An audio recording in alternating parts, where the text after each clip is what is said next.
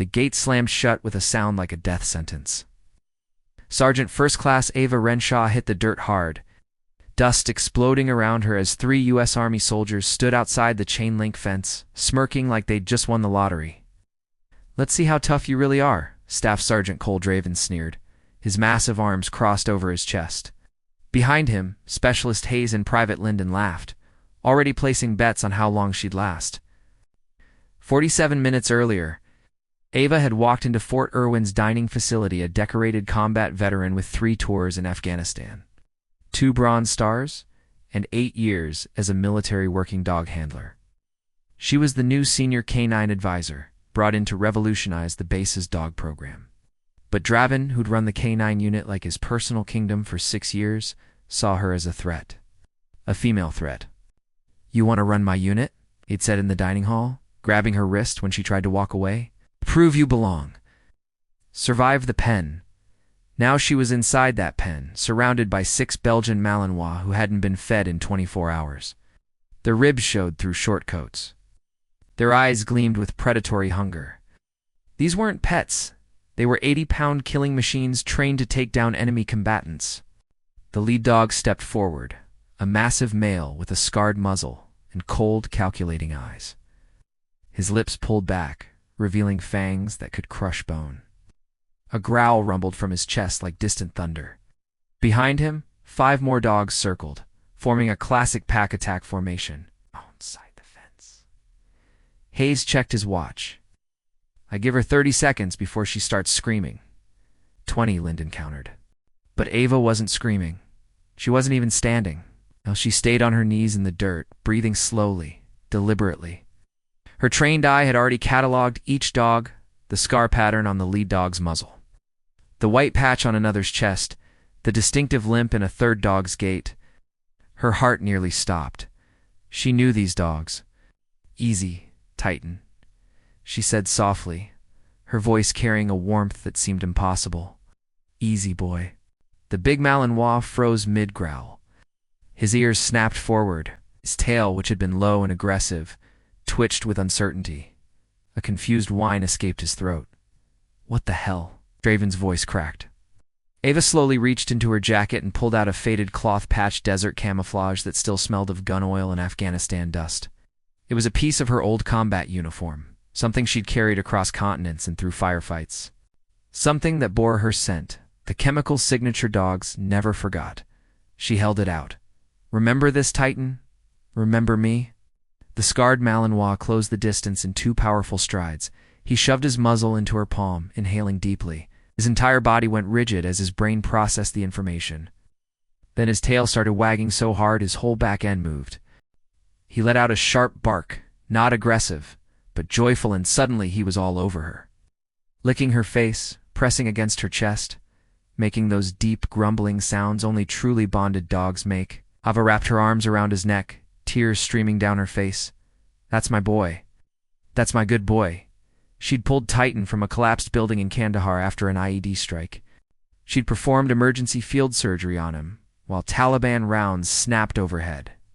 They deployed together for 18 months, sleeping side by side, walking into danger together, trusting each other with their lives.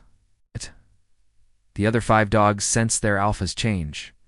One by one, they approached, sniffing, recognizing, transforming from predators to devoted companions. Within 90 seconds, all 6 supposedly aggressive dogs sat in perfect military formation, around Ava like soldiers, around their commanding officer. Because that's exactly what they were, and she was their commander. Ava stood slowly, every dog rising with her. She walked to the fence where Draven stood frozen, his confident smirk replaced by sick horror. "Should have read my file," she said quietly. Draven. Command Sergeant Major Robert Keller came striding across the compound, 4 military police soldiers flanking him. At 53, Keller was an Army Legend 31, years of service, 0 tolerance for stupidity. His face could have been carved from granite. He stopped outside the pen, surveyed the scene, then turned to Draven with eyes that could melt steel. "Do you have a NY idea who you just threw in there?" His voice was deadly quiet, the kind of quiet that preceded explosions. Draven opened his mouth. Nothing came out. Keller pointed at Ava. That is Sergeant First Class Ava Renshaw. 3 combat tours. 2 Bronze Stars. Navy Commendation with Valor. She's not just a K-9 handler, she's the handler. She pioneered integration protocols for special operations. She trained half the military working dogs currently deployed worldwide. He stepped closer to Draven. And those 6 dogs you thought would tear her apart? She raised 4 of them from puppies? Titan, the one you thought was starving and vicious? She saved his life in Kandahar. Performed field surgery under enemy fire? He would die for her. Draven's face went from white to green. Keller turned to the MPs. Arrest these 3 charges: assault, hazing, conduct unbecoming, and criminal stupidity. I want them in the stockade before sunset. Sir? We didn't know Hayes tried. You didn't ask. Keller roared. You saw someone you thought was weak and decided to put her in her place. Well, congratulations. It's the only people getting put in their place today are you. The MPs moved in with zip ties. Lyndon was crying. Hayes stood rigid with humiliation. But Draven's eyes burned with rage, not remorse, but fury at being exposed, at being wrong, at being beaten. Keller unlocked the pen himself. Ava walked out, Titan at her side, the other 5 dogs trailing like an honor guard. Was stopped in front of Draven, who was now on his knees, hands secured behind his back. She knelt to eye level. Next time, ask questions before making assumptions. These dogs aren't starving. They're loyal. They know who belongs. She stood and walked away. Behind her, Titan let out a single sharp bark that echoed across Fort Irwin like a punctuation mark. By morning, every soldier on base knew what happened. Some were ashamed. Others were impressed. But nobody ever doubted Ava Renshaw again. She didn't demand respect. She earned it, not with fists or threats, but with skill, silence, and the unbreakable bond between a handler and her pack. Because real strength doesn't shout. It waits, and when tested, it stands. In that dusty pen at Fort Irwin, surrounded by 6 U.S. Army military working dogs, who knew her scent better than their own names, Ava proved something the world forgets too often. Real power doesn't need to prove itself. It just is.